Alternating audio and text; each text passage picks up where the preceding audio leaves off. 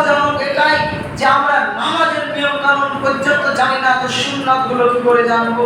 তো বলার কথা, আমরা শরীয়ত থেকে খুবই অজ্ঞ, ধর্ম থেকে খুবই অজ্ঞ। শরীয়তের পেছনে যদি আটানা খরচ করতে হয়, আজকে মসজিদের কোনো কাজের জন্য যদি আপনাকে 100 টাকা চাঁদা দেওয়া হয়, তাহলে 100 টাকা বিশাল ব্যাপার, ওরে বাপরে বাপ বিশাল ব্যাপার। অথচ ওই 100 টাকা নিয়ে যদি আপনাকে একটা বাজার করতে পাঠানো হয়, তখন বলছেন 100 টাকায় কি পাবো? 100 টাকা নিয়ে আপনি একটা শপিং মলে যেতে পারেন না লজ্জায়, কারণ একটা শপিং মলে 100 টাকার কোনো জিনিস আপনি পাবেন না। বাজার করতে আপনি যেতে পারেন না, কারণ বাজারে 100 টাকাতে আপনি কি করবেন? 100 টাকাতে গিয়ে বাজারে কোনটা নেবেন আর কোনটা থবেন, কি নেবেন? বাজারে এখন ন্যূনতম যে কোনো জিনিসের দাম 150-200 টাকা, আপনি 100 টাকাতে কি কিনবেন? 100 টাকাতে আপনি আজ অব্দি একটা বাজারে কিছু হয় না। কিন্তু ওই 100 টাকাটা যখন আপনার মসজিদে কোনো কাজের জন্য বলা হয়, তখন 100 টাকা বিশাল ব্যাপার। মানে ধর্মীয় কাজে আমাদের এত অনীহা, ধর্মীয় কাজে আমাদের এত অনীহা যে ধর্মীয় কোনো কাজ আমরা সঠিকভাবে করতে পারি না। وننزل من القرآن ما هو شفاء ورحمة للمؤمنين ولا يزيد الظالمين إلا خسارا. الحمد لله نحمده ونستعينه ونستغفره ونؤمن به ونتوكل عليه ونعوذ بالله من شرور أنفسنا ومن سيئات أعمالنا. من يهده الله فلا مضل له ومن يضلله فلا هادي له. وأشهد أن لا إله إلا الله وأشهد أن محمدا عبده ورسوله. أما بعد فإن أصدق الحديث كتاب الله وأصدق الحديث حديث محمد صلى الله عليه وسلم. وشر الأمور محدثاتها وكل محدثة بدعة وكل بدعة ضلالة وكل ضلالة في النار. أما بعد، أعوذ بالله من الشيطان الرجيم. بسم الله الرحمن الرحيم. والعصر إن الإنسان لفي خسر إلا الذين آمنوا وعملوا الصالحات وتواصوا بالحق وتواصوا بالصبر. প্রশংসা মাত্রই সেই মহান আল্লাহ সুবহানাহু ওয়া তাআলা, যিনার প্রশংসা করে আমরা কোনোদিনও শেষ করতে পারিনি এবং পারবো না। তাই তেনার শেখানো সংক্ষিপ্ত ভাষায় শুকরিয়া জ্ঞাপন করি। সকলেই বলি আলহামদুলিল্লাহ। এর পরে শেষ নবী হযরত মুহাম্মদ রাসূলুল্লাহ সাল্লাল্লাহু আলাইহি ওয়াসাল্লাম, তিনার উপরে অগণিত দরুদ ও সালাম বর্ষিত হোক। সকলেই বলি আল্লাহুম্মা আমিন। আল্লাহুম্মা সাল্লি আলাইহি আল্লাহুম্মা বারিক আলাইহি।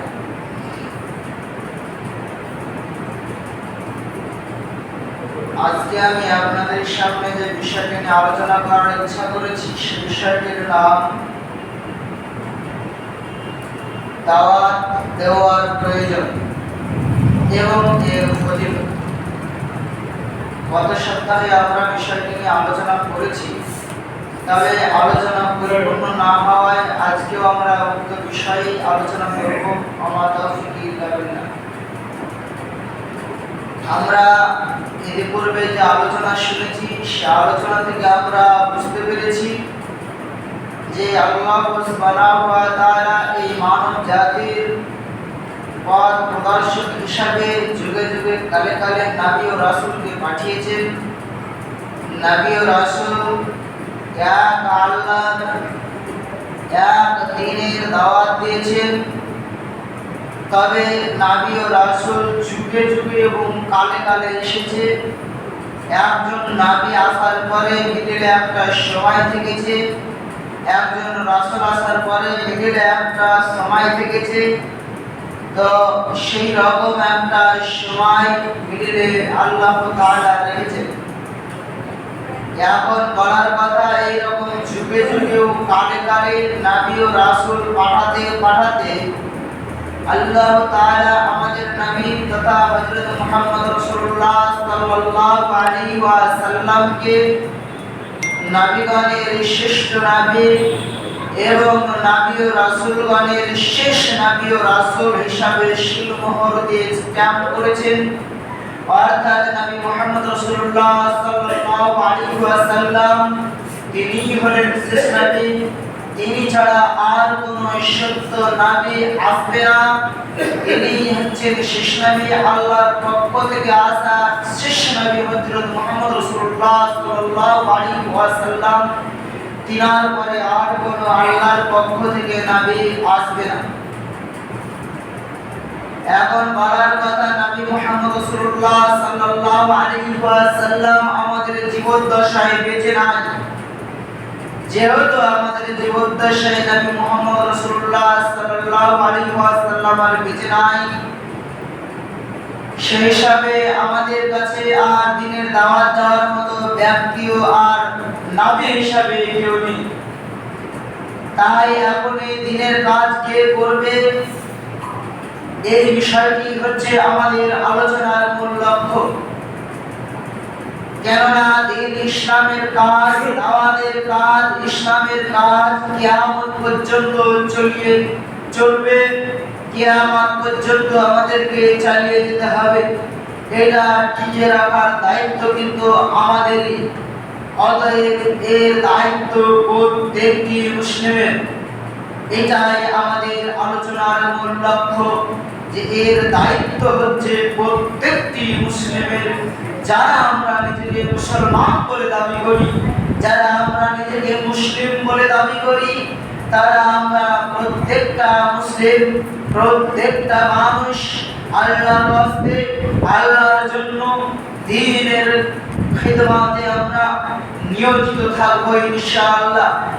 আল্লাহ সুবহানাহু ওয়া তাআলা এই দায়িত্বই আমাদেরকে দিয়েছেন।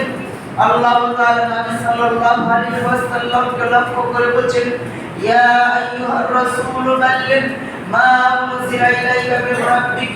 হে রাসূল, তুমি প্রচার করো, তাবলীগ করো যা তোমার প্রতিপালকের পক্ষ থেকে তোমার কাছে অবতীর্ণ হয়েছে। অতএব আল্লাহ তাআলা নবী সাল্লাল্লাহু আলাইহি ওয়াসাল্লামের প্রতি যেটা প্রচার করেছেন, অবতীর্ণ করেছেন, সেটা প্রচার করার জন্য আল্লাহ তাআলা নবী সাল্লাল্লাহু আলাইহি ওয়াসাল্লামকে তার দায়িত্ব ভরে দিয়েছেন। আর নবী সাল্লাল্লাহু আলাইহি ওয়াসাল্লাম তিনিও তিনার জীবদ্দশায় তিনি নিজের কাজ অটল রেখে নিজের দায়িত্ব তিনি চালিয়ে গেছেন। আল্লাহ রাসূল সাল্লাল্লাহু আলাইহি ওয়াসাল্লাম আমাদেরকে লক্ষ্য করে একটি হাদিস বলছেন। আল্লাহ রাসূল বলছেন, যদি কোনো ব্যক্তি, এখানে আল্লাহ রাসূল কোনো আলেমকে নির্ধারণ করে বলেনি। সম্মানীয় মুসলিম ভাই সকল, এখানেই হচ্ছে বোঝার ব্যাপার। আল্লাহ রাসূল সাল্লাল্লাহু আলাইহি ওয়াসাল্লাম এখানে আমভাবে প্রত্যেকটি মুসলমানকে লক্ষ্য করে বলছেন, যদি কোনো ব্যক্তি, যখন কোনো ব্যক্তি শরীয়তের মধ্যে এমন কোন সুন্নাত চালু করলো, এমন কোন সুন্নাতি আমল দাওয়াতের মাধ্যমে মানুষের নিকট পৌঁছে দিল, মানুষকে জানিয়ে দিল যে সুন্নাতটা মানুষ জানতো না। যেমন অনেক সুন্নাতি আমল রয়েছে যেগুলো আমরা জানি না, যেগুলো আমরা এখন পর্যন্ত জানি না। কেন? আমাদের অজ্ঞতা। আমরা ধর্মীয় জ্ঞান, আমরা শরীয়তের জ্ঞান সেইভাবে অর্জন করি না। আমরা নামাজ পড়ি, এটা সত্য, কিন্তু নামাজের নিয়ম কানুনগুলো জানার চেষ্টাও করি না, আমরা দায়িত্বও মনে করি না। আরে শরীয়তের অন্যান্য দিন ধর্মের যে সুন্নাতি আমল, শরীয়তের যে অন্যান্য হুকুম আহকাম, সেগুলো আমরা জানার চেষ্টাই করি না। দুঃখজনক এটাই যে আমরা নামাজের নিয়ম কানুন কানুন পর্যন্ত জানি না তো সুন্নাত গুলো কি করে জানবো? তো বলার কথা, আমরা শরীয়ত থেকে খুবই অজ্ঞ, ধর্ম থেকে খুবই অজ্ঞ। শরীয়তের পেছনে যদি আটানা খরচ করতে হয়, আজকে মসজিদের কোনো কাজের জন্য যদি আপনাকে 100 টাকা চাঁদা ধরা হয়, তাহলে 100 টাকা বিশাল ব্যাপার, ওরে বাপরে বাপ বিশাল ব্যাপার। অথচ ওই 100 টাকা নিয়ে যদি আপনাকে একটা বাজার করতে পাঠানো হয়, তখন বলছেন 100 টাকায় কি পাবো? 100 টাকা নিয়ে আপনি একটা শপিং মলে যেতে পারেন না লজ্জায়, কারণ একটা শপিং মলে 100 টাকার কোনো জিনিস আপনি পাবেন না। বাজার করতে আপনি যেতে পারেন না, কারণ বাজারে 100 টাকাতে আপনি কি করবেন? 100 টাকাতে গিয়ে বাজারে কোনটা নেবেন আর কোনটা খাবেন, কি নেবেন? বাজারে এখন ন্যূনতম যে কোনো জিনিসের দাম 150-200 টাকা, আপনি 100 টাকাতে কি কিনবেন? 100 টাকাতে আপনি আজ অব্দি একটা বাজারে কিছু হয় না। কিন্তু ওই 100 টাকাটা যখন আপনার মসজিদে কোনো কাজের জন্য বলা হয়, তখন 100 টাকা বিশাল ব্যাপার। মানে ধর্মীয় কাজে আমাদের এত অনীহা, ধর্মীয় কাজে আমাদের এত অনীহা যে ধর্মীয় কোনো কাজ আমরা সঠিকভাবে করতে পারি না। ধর্মীয় কোনো কাজ আমরা সঠিকভাবে করার চেষ্টা করি না। শরীয়তের হুকুম আহকামগুলো আমরা জানার চেষ্টা করি না। শরীয়তের যে নিয়ম কানুনগুলো সেগুলো আমরা জানার চেষ্টা করি না, আমাদের অজ্ঞতা। তাই আল্লাহ রাসূল সাল্লাল্লাহু আলাইহি ওয়াসাল্লাম বলেছেন, হে মুসলিম জনসকল, মুসলিম জনসাধারণ, তোমাদের মধ্যে যে জানো সে প্রচার করো। আল্লাহ রাসূল বলেছেন, বাল্লিগু আন্নী ওয়ালাউ আয়া, আমার একটিও হাদিস যদি জানা থাকে, আমার একটিও কথা যদি জানা থাকে, সেটা মানুষের নিকট পৌঁছে দাও। অতএব প্রত্যেকটা মানুষ আমাদেরকে আল্লাহ রাসূল বলেছেন, নিজের দায়িত্ব পালন করো। আরে তুমি জানো, তুমি অবকে বলো, সে জানে সে আরেকজনকে বলুক, সে জানে সে আরেকজনকে বলুক। আরে মানুষকে জানিয়ে দাও, শরীয়তের কথা জানিয়ে দাও, ইসলামের কথা জানিয়ে দাও। ইসলামের কথাকে নিজের মধ্যে কামচুষি করে রেখো না। প্রত্যেকটা মানুষ যদি নিজের দায়িত্ব পালন করে, তাহলে অটোমেটিক মানুষ শরীয়ত সম্পর্কে জানতে শিখবে, অটোমেটিক মানুষ শরীয়ত সম্পর্কে বুঝতে শিখবে, অটোমেটিক মানুষ শরীয়তের জ্ঞান বুঝতে পারবে, অটোমেটিক শরীয়ত সম্পর্কে মানুষের মধ্যে জ্ঞান আসবে। তাই আল্লাহ রাসূল সাল্লাল্লাহু আলাইহি ওয়াসাল্লাম বলেছেন, এইবার শুনুন ওই হাদিসটি। আল্লাহ রাসূল বলেছেন, কেউ যদি একটা সুন্নাত চালু করে যা মানুষ জানতো না, কিন্তু এটা সুন্নতি আমল, এটা সুন্নাত আল্লাহ রাসূল বলেছেন, আল্লাহ রাসূল বলেছেন, এই রকম কোন সুন্নাত হাদিসের মধ্যে আছে, এমন কোন সুন্নাত যদি কেউ চালু করে, তাহলে ওই কাজটা চালু করার জন্য, এটা যেহেতু একটা ভালো কাজ, এটা যেহেতু একটা নেকির কাজ, এটা যেহেতু একটা শরীয়তের সুন্নাত, মরা সুন্নাতকে জিন্দা করলো। মানে মানুষ জানতো না, মানুষকে জানালো, মানুষের মধ্যে আমল ছিল না, মানুষের মধ্যে আমল নিয়ে এলো, তাহলে ওর জন্য ওই ব্যক্তি একটা নেকি পাবে, যে নেকি আল্লাহ তাআলা নির্ধারণ করেছেন। মানে আপনি একটা সুন্নাতে আমল চালু করলেন, এখন আপনি এর জন্য একটা বিপুল পরিমাণে নেকি পেলেন। এখন এখানেই শেষ নয়, আল্লাহ রাসূল কত দয়াবান, আল্লাহ রাসূল কত রহমান। আল্লাহ রাসূল যতটা দয়াবান, ঠিক ততটাই আল্লাহ তাআলা তার চাইতে অধিক অধিক অধিক দয়াবান। কারণ আল্লাহ তাআলা হচ্ছেন আমাদের সকলের সৃষ্টিকর্তা। যে আল্লাহ রাসূলকে আল্লাহ তাআলা সৃষ্টি করেছেন, যে আপনাকে আমাকে আল্লাহ তাআলা সৃষ্টি করেছেন, সেই রাসূল যদি এত নম্র, এত ভদ্র, এত দয়াবান হয়, তাহলে আল্লাহ তাআলার দয়া কত হতে পারে? আল্লাহ তাআলার দয়ার কোনো শেষ নেই।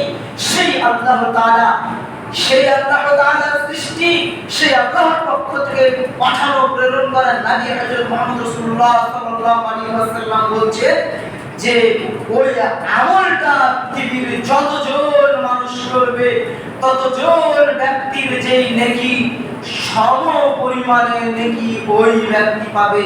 মানে মনে করেন আপনি একটা সুন্নাত চালু করলেন, মানুষ জানে না, বললেন কেমন যে টয়লেটে ঢুকতে গেলে বাম পা দিয়ে আগে ঢুকতে হয়, বেরোতে গেলে ডান পা দিয়ে আগে বের হতে হয়, এটা একটা সুন্নাত। টয়লেট খায়ার জায়গা, সেখানে যেতে গেলে আগে বাম পা দিয়ে যেতে হয়, আসার সময় সেখান থেকে ফিরে আসার জন্য আগে ডান পা দিয়ে আসতে হয়, মসজিদে আসতে গেলে আগে ডান পা দিয়ে আসতে হয়, পরে বাম পা দিয়ে বেরোতে হয়। তারপরে কোনো বরকতময় ভালো জায়গাতে যেতে গেলে আগে ডান পা দিয়ে যেতে হয়, কোনো খারাপ জায়গাতে যেতে গেলে আগে বাম পা দিয়ে বের হতে হয়। পোশাক পরিধান করলে আগে ডান হাত ডান পা করে পড়তে হয়, খুলতে গেলে বাম পা বাম হাত দিয়ে খুলতে হয়, এগুলো হচ্ছে সুন্নাত। এই নিয়মগুলো যদি আপনি মেনে চলেন নেকি পাবেন, কিন্তু যদি আপনার উলটপালট হয়ে যায় কোনো পাপ হবে না। কিন্তু সুন্নাত, এই ছোট্ট একটা সুন্নাত যদি আপনি মানুষের মধ্যে সমাজের মধ্যে চালু করেন, এই যে আজকে আমি বললাম, মনে করেন আপনারা যদি করেন এটা শোনার পরে, তাহলে আজকে যে আমি আপনাদেরকে বলে দিলাম এর জন্য আমি একটা নেকি পাবো। আর আপনারা যদি আমল করেন, তাহলে আপনারা যতজন ব্যক্তি আমল করবেন, মনে করেন আপনারা এখন 10 জন আমল করলেন, 10 জনের নেকি মনে করেন 10 হলো, ওই 10 আমি আবার পাবো। তাহলে আমি যে বলে দিলাম এর জন্য আমি তো একটা নেকি পেলাম, সঙ্গে আপনারা যে আমল করবেন সেই আমলের জন্য আপনার যে নেকি হবে। যতজন আমল করবে, যদি আপনি 100 জন আমল করে 100 জনের যে নেকি সমপরিমাণ নেকি আমি পাবো, কিন্তু আপনাদের নেকি থেকে বিন্দু মাত্র কমে যাবে। আমি যে সমপরিমাণে নেকি পাবো মানে আপনাদের যে কমে যাবে ফুরিয়ে যাবে তা নয়। ঠিক তেমনি আল্লাহ রাসূল বলেছেন, কেউ যদি একটা এমন কোন কাজ সমাজের মধ্যে চালু করে যেটা খারাপ কাজ, যেটা ভালো না, যেটা মন্দ কাজ, যেটা শয়তানের কাজ, এমন কোন কাজ যদি মানুষ কেউ চালু করে, তাহলে ওই কাজটার কারণে তার একটা গুনাহ হবে। আর ওইটুকুতেই শেষ নয়, পৃথিবীতে যতজন মানুষ ওই কাজটা করবে, যতজন মানুষ এই কাজটা তার বলার পর থেকে করবে, তার বলার পর থেকে তার কাছ থেকে শিক্ষা পেয়ে করবে, ততজন মানুষের যত পরিমাণে গুনাহ হবে, সম পরিমাণে গুনাহ তার হবে এবং আপনার হবে, যদি আপনিও আমি করি। তাহলে আল্লাহ রাসূল বলেছেন, কোন ব্যক্তি যদি কোন সুন্নতি আমল একটা চালু করে, তাহলে সম পরিমাণে নেকি তার হবে, যত পরিমাণে নেকি তাদের হবে। আর কেউ যদি এমন কোন কাজ করে, পাপ কাজ সৃষ্টি করে চালু করে, তাহলে সম পরিমাণে পাপ তার হবে, যত পাপ তাদের হবে। এখন আপনি বলুন, এখানে আল্লাহ রাসূল কাকে নির্দেশ করেছে? এখানে প্রত্যেকটা মানুষকে আল্লাহ তাআলা বলেছেন, আল্লাহ রাসূল বলেছেন, যারা মুসলিম, যারা জানে, আল্লাহ রাসূল বলেছেন, আল্লিকু আন্নি ওয়ালা আয়া, তোমরা যে যতটুকু জানো সে ততটুকু প্রচার করো। তবে প্রচার করতে গিয়ে সাবধান, যেন এমন কিছু প্রচার না করো যেটুকু আমার না। আল্লাহ রাসূল বলেছেন, যদি কোনো ব্যক্তি এমন কিছু প্রচার করে যেটা আমার নামে করছে অথচ আমার না, তাহলে তার সরাসরি থাকার জায়গা জাহান্নাম।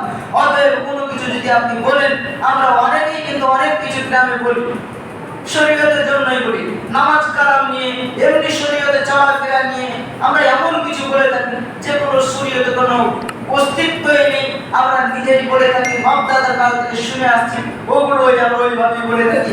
জি না, এতটুকু যদি আপনি করেন, যদি এতটুকুই আপনার কাজ হয়, তাহলে আপনার থাকার জায়গা জাহান্নাম। কেননা আল্লাহ রাসূল বলছেন যে আমার নামে এমন কোনো কিছু যদি কেউ বলে আর সেটা যদি আমার না হয়, এতটুকুই তার যথেষ্ট যে তার থাকার জায়গা জাহান্নাম। তাহলে করণীয় হচ্ছে আমাদেরকে জ্ঞান অর্জন করা। আরে মূল লক্ষ্য হচ্ছে আমাদেরকে জ্ঞান অর্জন করা। আমরা শরীয়ত সম্পর্কে যত কিছু বক্তব্য যতই শুনি না কেন, যতই হাদিস কোরআনের ওয়াজ শুনি না কেন, আমাদের যে বিষয়ে আলোচনা হোক না কেন, রোজা, নামাজ, হজ, যাকাত, জানাজা, সালাত, খাওয়া, মর্যাদা যাই আসুক না কেন, প্রত্যেকটা আলোচনার ইসলামের মূল সারমর্মই হচ্ছে জ্ঞান অর্জন করা। আপনাকে যতটুকুই হোক জানতে হবে। যদি আপনি না জানেন, এমনিতেই বলেন, তাহলে আমার উল্টা পাপ হবে। আর যদি জেনে শুনে হাদিস কোরআন অনুযায়ী পড়ার চেষ্টা করেন, যেইটুকু বলবেন সেইটুকু যদি সঠিক হয়, তাহলে আপনি নেকি পাবেন, তাহলে আপনার থাকার জায়গা হবে জান্নাত। অতএব আপনার আমার কাজ হচ্ছে যে শরীয়তের যতটুকু আমরা জানি, ততটুকু আমাদেরকে হাদিস কোরআন অনুযায়ী জানার চেষ্টা করতে হবে। আলেমরা আমাদের কাছ থেকে জানতে হবে, বসতে হবে আলেমরা আমাদের কাছে, আলেমরা আমাদের সঙ্গে কথা বলতে হবে। কিন্তু আজকে দুঃখজনক হলেও সত্য যে আমরা আলেমরা আমাদের কাছে আসি না। আমরা মৌলভী সাহেবদের কাছ থেকে ওদেরকে জানাচ্ছি, জিজ্ঞাসা করে না যে মৌলভী সাহেব আমি যে এটা করি বা আমি যে এটা জানি বা আমি যে এটা বলি, তো এটা কি ঠিক, এরকম জানার চেষ্টা করে না। বলি কিছু সংখ্যক মানুষ করি, অল্প কিছু মানুষ করি, কিন্তু বেশিরভাগ মানুষই চেষ্টা করে না, এরকম বলি না। অথচ নিজের গ্রামের মধ্যে ঝামেলা করে, নিজেদের মধ্যে ঝামেলা করে। পরবর্তীতে বলে একজন ব্যক্তি এসে বলছে, মৌলভী সাহেব এটা আই না হয়, যখন জানা যায় আই, তখন বলে অমুক জন আমার সঙ্গে এমনি তর্ক করছিল। তা আমাদের যেটা মূল লক্ষ্য, যেটা আপনি তর্ক কেন করবেন, আপনি যে কোনো জিনিস যখন আপনার মধ্যে একটা সন্দেহ জাগলো, আপনি একজনকে একটা বলছেন, সে বলছে ওটা তাই না হয়, তখন এই সন্দেহের সঙ্গে আমরা তর্ক না করি, ঠিক আছে আমরা আলেমদের কাছ থেকে জানবো এই কথাটা আমরা বলতে জানি না, আমরা বলি না এটাই ঠিক, কেউ বলে যে না এটাই ঠিক, দুজনে কেউ আমরা বলি না যে ঠিক আছে আমরা আগে বড় আমাদের কাছে জানবো, বা ঠিক আছে মৌলভী সাহেবকে জানবো, আমি তো এটা ঠিক করে জানতাম, আমি তো এটাই করতাম, তুমি এটা ভুল বলছো, আচ্ছা ঠিক আছে জানবো বা দেখবো, এমন কথা আমরা কেউ বলি না। এটাই হচ্ছে আমাদের মুসলমানদের মূর্খামি, এটাই হচ্ছে আমাদের বোকাম, যে আমরা নিজেকে বড়াই প্রমাণ করতে চাই, আমরা নিজের অস্তিত্বকে হারাতে চাই না। নিজে যদি আমরা বলে থেকে আচ্ছা আমি তো এটা জানতাম ঠিক, তো তুমি এটা ভুল বলছো বা এটা কি ঠিক না, আচ্ছা ঠিক আছে আমরা জানবো, এই কথাটা বলতে গেলে আমাদের অস্তিত্ব যেন হারিয়ে যায়, যেন আমাদের মান সম্মান ডাউন হয়ে যায়।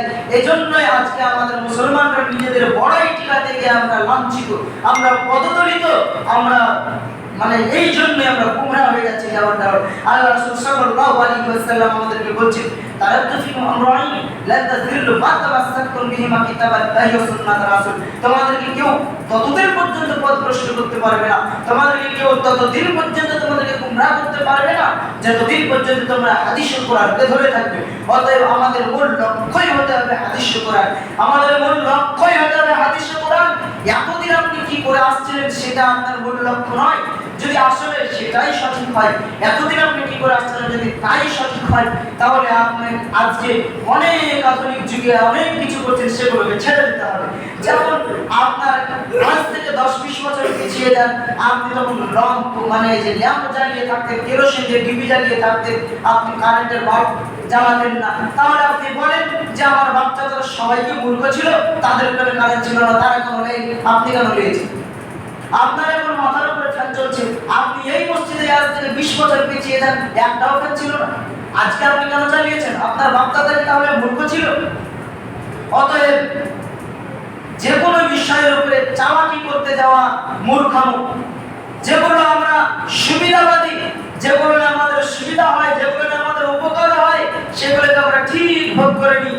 তখন বাপ-দাদা পাগল ছিল না, তখন আমাদের কারো মুখ দিয়ে বেরোয় না যে আমাদের বাপ-দাদা পাগল ছিল। আর যদিও করে ভালোগুলো মেনে নিই আর বাপ-দাদাকে পাগল করি। যেমন আগে আমাদের বাপ-দাদারা অনেক ভালো ভালো জায়গায় জমি অল্প দামে বেচে দিয়ে, যেমন গালি পাড়ি যে পাগলা ছিল তাই বেচে দিয়েছে, এই জমি কি বেচে থাকলে আমরা ভাগ পেতাম, ওই আমাদের স্বার্থে আঘাত আনছে বলে গালি দিয়ে পাগলা বলি। কিন্তু এমনটা কেউ বলি না যে বেচেছে ভালো করেছে, না বেচায় পাগল প্রমাণ করছে, এটা আর আমরা কেউ বলি না। অতএব আমরা নিজের স্বার্থে যেগুলো আমাদের উপকারী সেগুলোকে ঠিকই আমরা গ্রহণ করে নিই, আর শরীয়তের বেলাতে এসে বাপ-দাদা কি ভুল করেছি। অতএব শরীয়তের বেলাতে পাগলাপনামো, এই পাগলপনামো আপনি পৃথিবীতে করে যেতে পারেন, কিন্তু আল্লাহর কাছে করে যেতে পারবেন না। যখন 3 হাত মাটির তলে আপনাকে পুঁতে দেওয়া হবে, সেখানে আপনারও আমার কি হবে সেটা কেউ দেখবে না, সেখানে আল্লাহ তাআলা গুণে গুণে হিসাব নেবে। আপনার এই পাগলপনামো আল্লাহ তাআলা সেই দিন বের করে দেবে। পাগলপনামো সেই দিন করিয়ে কত পাগলপনামো করতে পারেন আর কত আপনার ক্ষমতা আছে সেই দিন দেখায় না আল্লাহর কাছে। ওই 3 হাত মাটির তলে কি হবে সেটা একমাত্র আল্লাহ তাআলাই জানে। অতএব পরিশেষে আমরা আল্লাহ তাআলার কাছে দোয়া করি, হে আল্লাহ তুমি আমাদেরকে যে যতটুকু জানি ততটুকু আমরা সুন্নাহ মোতাবেক, হাদিস ও কোরআন মোতাবেক জানার তৌফিক দান করো, আমিন। হে আল্লাহ আমরা যে যতটুকু জানি ততটুকু যেন অন্যের নিকট পৌঁছে দিতে পারি, যেটা আজকের আলোচনার মূল লক্ষ্য, যেটা আমাদের বিগত 2 সপ্তাহের আলোচনার মূল লক্ষ্য, যে আল্লাহ তুমি আমাদেরকে যে যতটুকু জানি ততটুকু দ্বীনের কাজ, দ্বীনের দাওয়াত মানুষের কাছে পৌঁছে দেওয়ার তৌফিক দান করো, আমিন। হে আল্লাহ তুমি আমাদেরকে কবুল করো, তুমি আমাদের মুসলমানদেরকে হেফাজত করো, সারা বিশ্বে আমাদের মুসলমানদের যে করুণ অবস্থা, সেই করুণ অবস্থার মধ্যে তুমি মুসলমানদেরকে হেফাজত করো। হে আল্লাহ তুমি আমাদের প্রতি দয়া করো, আমাদের প্রতি রহম করো, আমাদের ভুলে ভরা আমলগুলোকে তুমি ক্ষমার দৃষ্টিতে দেখে তুমি আমাদের আমলগুলোকে গ্রহণ করো, কবুল করো। এই আশা আকাঙ্ক্ষা রেখে আজকের সংক্ষিপ্ত আলোচনা শেষ করছি। আমার আলাইনা ইল্লাল বালাগ। আল্লাহুম্মা সাল্লি আলা মুহাম্মাদ ওয়া আলা আলি মুহাম্মাদ কামা সাল্লাইতা আলা ইব্রাহিম ওয়া আলা আলি ইব্রাহিম ইন্নাকা হামিদুম মাজিদ। আল্লাহুম্মা বারিক আলা মুহাম্মাদ। يا أيها الذين آمنوا اتقوا الله حق تقاته ولا تموتن إلا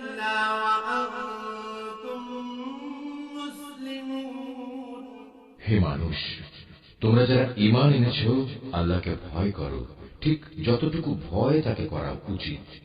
আল্লাহর কাছে সম্পূর্ণ আত্মসমর্পণকারী না হয়ে তোমরা কখনো মৃত্যুবরণ করো না।